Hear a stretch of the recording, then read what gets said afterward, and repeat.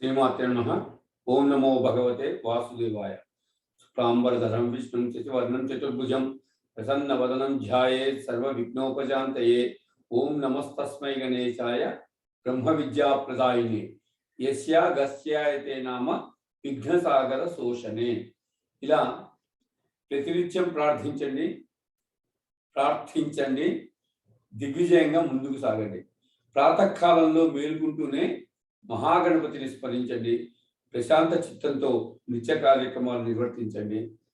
జయము, గౌరవము, కీర్తి, అదృష్టం లభిస్తాయి.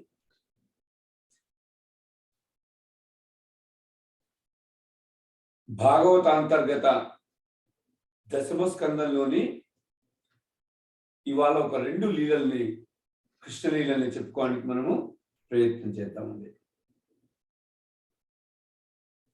ఒకనాడు కృష్ణ భగవానుడు గోపబాలులతో ఒక సరస్సు ఒడ్డుకు వెళ్ళి కూర్చున్నాడండి.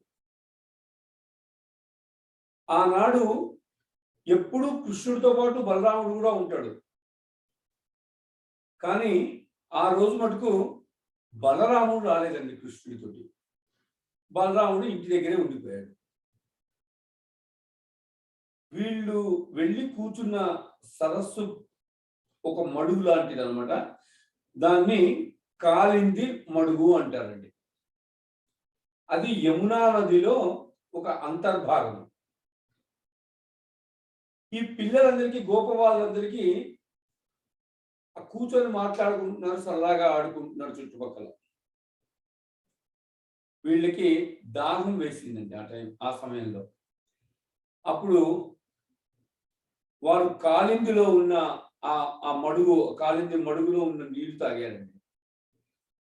తాగగానే వారందరూ మరణించారు. ఆ గోపవాళ్ళందరూ, ఆవులు, దూడలు, ఎద్దులు అన్నీ మరణించాయి. వెంటనే పరమాత్మ ఏం చేశాడంటే, మన కృష్ణ పరమాత్మ ఒక కరుణా దృష్టితో చూశాడండి వాళ్ళు. అప్పుడు ఆ పిల్లలందరూ నిద్రపోయి లేస్తే ఎలా ఉంటారో అలా నిద్రపోయిన వాళ్ళు లేచినట్టుగా లేచారండి వాళ్ళందరూ. ఆ నీళ్ళలో నుంచి ఎప్పుడు బుడగలు వస్తుంటాయి. ఆ నీళ్ళు ఎప్పుడు ఉడికిపోతున్నట్టుగా ఉంటాయండి. అసలు ఆ నీటి నుండి ఆ పైకి లేచిన గాలి ఉంటుంది కదండి, అది పీలిస్తేనే పైన ఎగురుతున్న పక్షులు కూడా మరణించి ఆ చెరువులో పడిపోతాయండి. అటువంటి నీళ్ళు అనమాట. ఆ నీళ్ళు ఎందుకు ఇలా ఉన్నాయని వాళ్ళని అడిగాడండి. దానికి కారణం ఏంటంటేనండి, ఎప్పటి నుండో ఆ మడుగులో కాళీయుడు అనబడే ఒక 100 తలలు కలిగిన ఒక పెద్ద నల్లతాచు ఆ మడుగులో పడుకుని ఉంటుంది. ఆ కాళీయుడికి అనేక మంది భార్యలు, ఎందరో బిడ్డలు. అదేం చేస్తుంది, ప్రాణుల్ని పట్టుకొని హింసించి మరీ తింటూ ఉంటుంది. తన విషాన్నంతటి దేంట్లో వదులుతుంది, అది ఆ కాళీయుడు ఏ నీటిలో ఉంటుందో ఆ నీటిలో వదిలేస్తుంటుంది విషాన్నింటిని. అందుకని ఏమవుతుంది, ఆ నీరంతా విషపూరితమైందని కృష్ణుడు తెలుసుకుంటాడండి. అప్పుడు కృష్ణుడు అంటాడు, మీరందరూ మరణించడానికి ఇది కారణం. అందుకని ఇప్పుడు నేనేం చేస్తానో మీరు చూడండి అంటాడండి ఆ గోపవాళ్ళు. కృష్ణుడు ఏం చేస్తాడు, తాను కట్టుకున్న పంచెని మోకాళ్ళ మీద వరకు తీసి గట్టిగా బిగించి కట్టుకుంటాడండి. నెమలీక పడకుండా నెమలీకను కూడా బాగా బిగించి కట్టుకున్నాడండి. ఆ 2 పాదాలని గట్టిగా తాకించి నేలకి ఒక్కసారి ఊగాడండి. అక్కడ ఒక కడిమి చెట్టు అంటారు, ఆ కడిమి చెట్టు ఉంది. కృష్ణుడు ఏం చేశాడు, ఆ పైకి పంచెని బిగించి కట్టుకున్నాడు, ఆ నెమలీకను కూడా బాగా బిగించి కట్టుకున్నాడు. అక్కడ ఒక కడిమి చెట్టు ఉంది, ఒక్కసారి ఊగి ఆ కడిమి చెట్టు ఎక్కాడండి. ఆ చెట్టు ఏమనుకుంది తెలిసినప్పుడు, ఇంకా కృష్ణ పరమాత్మ ఆ చెట్టు ఎక్కాడండి. ఇంకా చెట్టు అనుకుంది, అసలు నా అంతటి ప్రాణి ఇంకోటి లేదనుకుందండి ఆ చెట్టు. కృష్ణ పరమాత్మ పాదం ఆ చెట్టు మీద పడిందండి. ఇప్పుడు కింద ఉన్న మడుగు ఉందా, ఆ మడుగు కూడా ఇవాళ సుకృతం అవ్వబోతుంది అనమాట. గోపాల బాలుడుగా ఉన్న కృష్ణ పరమాత్మ ఆ మడుగు నీళ్లలోకి ఒక సింహం దూకినట్టు దూకాడండి కడిమి చెట్టు మీద నుంచి. ఈయన నీళ్లు దూకగానే పెద్ద చప్పుడు వచ్చిందండి. ఇంతలో మన కాళీయుడు ఉన్నాడుగా, కాళీయుడు కింద నీళ్లలో నుంచి బుడబుడ ధ్వనులు వినిపించాయండి. అసలు ఆ మడుగును చూసేటప్పటికే అందరూ భయపడతారు. అలాంటిది ఇలాంటి మడుగులోకి దూకడానికి అసలు ధైర్యం ఎవరికి వచ్చింది అని ఆ కాళీయుడే చూశాడండి. ఇంకా సాక్షాత్ కాళీయుడే బయటకు వచ్చాడు. నువ్వు పడగలు విప్పి అందులో తేలుతూ ఆడుకుంటూ చిరునవ్వులు నవ్వుతున్న చిన్ని కృష్ణుడిని చూశాడండి కాళీయుడు. ఎంత ధైర్యంగా ఈ పిల్లాడికి, నేనున్న మడుగులోకి దూకుతావా నువ్వు అనుకున్నాడండి కాళీయుడు. పడగలు విప్పి ఆయన కాటు వేశాడండి. కాటు వేసేసరికి కృష్ణ పరమాత్మ స్పృహ తప్పాడండి. అప్పుడు కాళీయుడు తన దీర్ఘమైన అంటే పొడుగైన శరీరంతో కృష్ణ పరమాత్మను చుట్టేశాడండి. చుట్టేసి ఊపిరి ఆడకుండా చేస్తున్నాడు. ఇంకా ఒడ్డున వీళ్ళ గోపాల బాలుడు ఉన్నారు కదా, కృష్ణుడితో వచ్చిన వాళ్ళందరూ, వాళ్ళు భయంతో పరుగున వెళ్ళి కృష్ణుడికి ప్రమాదం వచ్చిందని చెప్పారండి. ఈలోగా బృందావనంలో పెద్దవాళ్ళందరూ గమనించారు. బృందావనంలో ఉత్పాతాలు కనిపించాయి. ఎక్కడ చూసినా ఆకాశం అంతా భయంకరంగా తయారైంది. అదే సమయంలో ఉల్కలు పడుతున్నాయి. పగలే చీకటి ఆవరించేసింది. దుర్నిమిత్తాలు కనబడుతున్నాయి. అందరూ అనుకున్నారు ఏదో జరిగిందని భయపడుతున్నారండి. కృష్ణుడు కనిపించడం లేదు. పిల్లలందరూ వెళ్ళి చెప్పారు గోపాల బాలుడు, కాళీయమడు ఎక్కడుందో ఆ నీటిలోకి దూకాడు అని. ఇంకా కృష్ణుడి కోసమని ఆ గోపాల బాలకులు, గోపకులు, గోపకాంతలు, యశోద, నందుడు ఇంకా అందరూ వెతుక్కుంటూ వచ్చారండి. కృష్ణుడు కాలింది మడుగులో పాము చేత చుట్టబడి పడిపోయి ఉన్నాడండి. వాళ్ళు అందరూ భక్తికి ఒక నిర్వచనం చెప్తున్నాడండి. కృష్ణ, నేను ఎప్పుడైనా నీ వైపు 2 అడుగులు వేస్తే నువ్వు మా వైపు 200 అడుగులు వేసేవాడు. ఒక భక్తుడు ఎవరైనా ఒక 2 అడుగులు వేసాడు అనుకోండి కృష్ణ పరమాత్మ పక్క, కృష్ణ పరమాత్మ మన పక్క 200 అడుగులు వేస్తాడు. అంత అలర్ట్గా ఉంటాడు భక్తుల్ని రక్షించడానికి. అంటే భగవంతుడి వైపు మీరు 1 అడుగు వేయడం నేర్చుకుంటే భగవంతుడు మీ వైపు 100 అడుగులు వేస్తాడండి.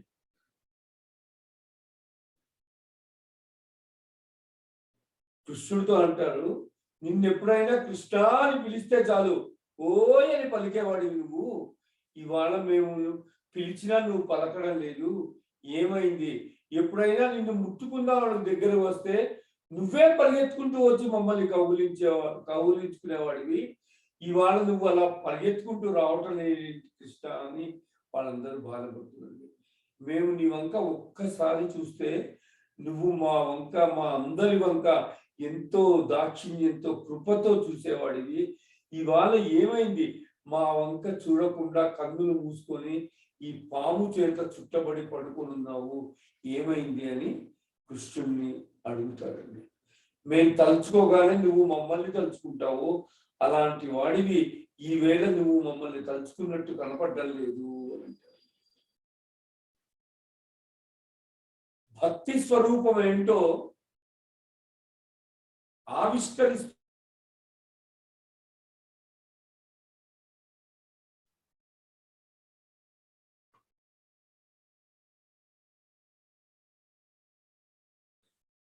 అయితే వాళ్ళందరూ గోపాల బాలుడు, గోపకులు, యశోద, నందుడు అందరూ అంటారు, మేము తలుచుకోవాలి కృష్ణ, నువ్వెప్పుడు మమ్మల్ని తలుచుకుంటావు, అలాంటిది ఈవేళ నువ్వు అసలు మమ్మల్ని తలుచుకున్నట్టే కనిపించడం లేదు, అసలు భక్తి స్వరూపం ఏంటో ఆవిష్కరిస్తున్న వారై వారందరూ కృష్ణుడి గురించి అలవడించిపోతున్నారండి. ఆ పాము నిన్ను కరిచింది, అదేదో మమ్మల్ని కలిస్తే మేము చచ్చిపోయినా గొడవ లేకపోతున్నాం. అసలు అది నిన్ను ఎందుకు కరిచింది? ఎందుకంటే మేము చచ్చిపోతే నువ్వు బతికిస్తావు. చూడండి వాళ్ళలో ఎంత విశ్వాసం ఉందో. మేము చచ్చిపోతే నువ్వు బతికిస్తావు, నువ్వు చనిపోతే మేము నిన్ను బతికించలేము, మాకు చేత కాదు, మేము మోడులు అయిపోతాం, మా బతుకులు పనికిరాని అయిపోతాయి. నువ్వు చనిపోయిన తర్వాత అయ్యో ఏం చేస్తామని వెనక్కి వెడతామని అనుకుంటున్నావేమో కృష్ణ. నువ్వు అలా మరణిస్తుండగా మేము అలా చూస్తూ బతికి ఉండము, కాబట్టి మేము కూడా ఈ కాళింది మడుగులో దూకేస్తామన్నారండి. అక్కడికి వెళ్ళిన గోపాల బాలురు, గోపికలు, గోపకులు, యశోద, నందులు అందరూ మేము ఆ పాము విషయంతో చచ్చిపోతా ఉన్నారండి అని వెంటనే యశోద కొంగు బిగించుకొని కాళింది మడుగులోకి దూకేయబోయిందండి. యశోద వెనుక గోపకాంతలందరూ దూకే ప్రయత్నంలో ఉన్నారు రెడీగా. ఇంకా సరే వీళ్ళందరూ గోపాల బాలులు, గోపికలు కూడా అదే పనిలో ఉన్నారు, ఎప్పుడు దూకుదామా అని రెడీగా ఉన్నారు అందరు. ఇంకా అప్పుడు చూశాడండి పరమాత్మ ఈ సీన్ అంతా చూశాడు. ఇంకా చూసి అనుకుంటాడు, తనను గురించి ఆర్తి చెందేవారు ఉన్నారు, నా గురించి ఆర్తి చెందేవారు, నేను వీళ్ళకి దక్కాలి, నాకేం కాకూడదు అనుకున్నాడండి పరమాత్మ. అప్పుడు పరమాత్మ ఒక్కసారిగా తన శరీరాన్ని వెడల్పుగా పొడుగ్గా పెంచేశాడండి. అనుకోని రీతిలో పాము చుట్టుకొని ఉందిగా, మొత్తం టైట్గా చుట్టేసుకొని ఉంది. అట్లా వెడల్పుగా పొడుగ్గా పెంచేసరికి హఠాత్తుగా ఈ చుట్టేసిన పాము మధ్యలో ఉన్న శరీరం పెరిగితే ఉందండి, కాళీయుడి శరీరం ఎక్కడికక్కడ నలిగిపోయింది, నలుగుడు పడిపోయింది అనమాట. ఆ పిల్లవాడు ఒక్కసారి పైకెగిరి పిడికిలు బిగించి ఆ పడగల మీద ఒక్క గుద్దు గుద్దాడండి. అలా గుద్దేసరికండి అది నవరంధ్రాల నుండి నెత్తులు కక్కేసిందండి. ఇంకా పట్టు వదిలేసి కింద పడిపోయింది. దాన్ని కృష్ణుడు చూశాడు. ఇప్పుడు ఆయన్ని అలా పాము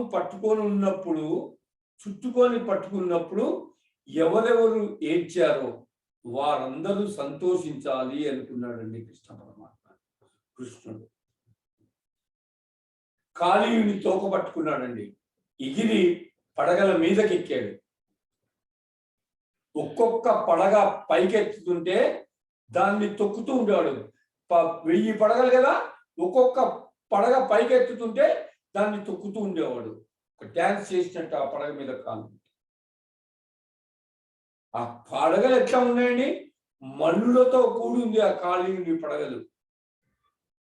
ఆ కృష్ణ పరమాత్మ ఒక్కొక్క పడగ ఎత్తినప్పుడు దాన్ని తొక్కుతుంటే ఆయన ఆ కృష్ణుడు నాట్యం చేసే ఒక రంగస్థల మంటపం అయిపోయిందండి. అప్పుడు గోపకులు, గోపకాంతలు అందరూ ఆ యమున ఒడ్డున నిలబడి సంతోషంతో శభాష్ కృష్ణ, శభాష్ కృష్ణ అని సంతోషంతో అరుస్తున్నారు, చప్పట్లు. వారి అరుపులు, వాళ్ళ అరుపులు, మాటలు పాటలు అయ్యాయండి. యమునా నది తరంగాలు మధ్యల ధ్వనులు అయ్యాయండి. ఆ సారస పక్షులు ఉంటాయి యమునా నది మీద, అక్కడంతా ఎగురుతుంటాయి ఆ పక్షులు. ఇక తాము ఆ కొలల మీద ఎగరగలము అని ఆనందంతో చేస్తున్న వాటి కూతలండి ఆయనకు పక్క వాద్యాలు అయ్యాయండి. అప్పటిదాకా ఏంటి, ఆ పక్షులు ఎగురుతుంటే ఆ సరస్సులో నుంచి ఆ విషపు గాలులకి పైన ఎగురుతున్న పక్షులు కూడా చనిపోయి కింద పొలంలో పడిపోయాయి. ఇంకా కాళీయుడు చనిపోయినాడుగా, ఇంకా వాటికి ఆనందమే ఆనందము.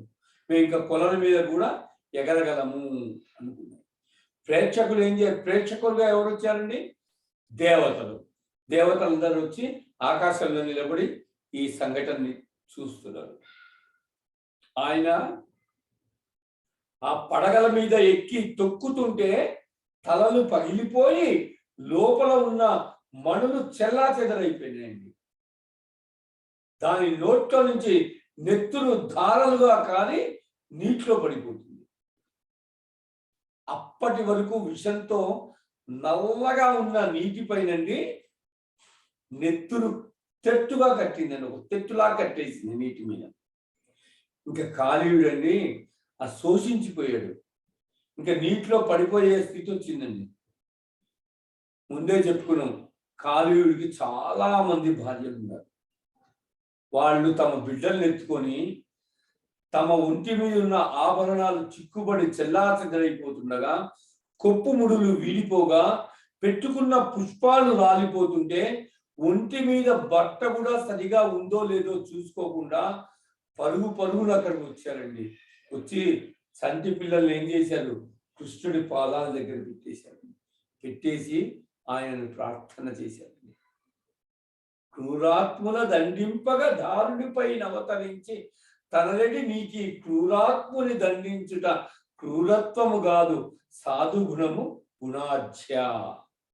ఈశ్వర, నువ్వు అంతటా నిండి ఉన్నవాడు, అంతటా నిండి ఉన్న పరమాత్మవు. ఈవేళ కృష్ణ భగవానుడిలా అవతరించావు. నీవు దుష్టులైన వారిని దండించడానికి అవతారాన్ని స్వీకరిస్తావు. కాబట్టి మా భర్తని దండిస్తావు.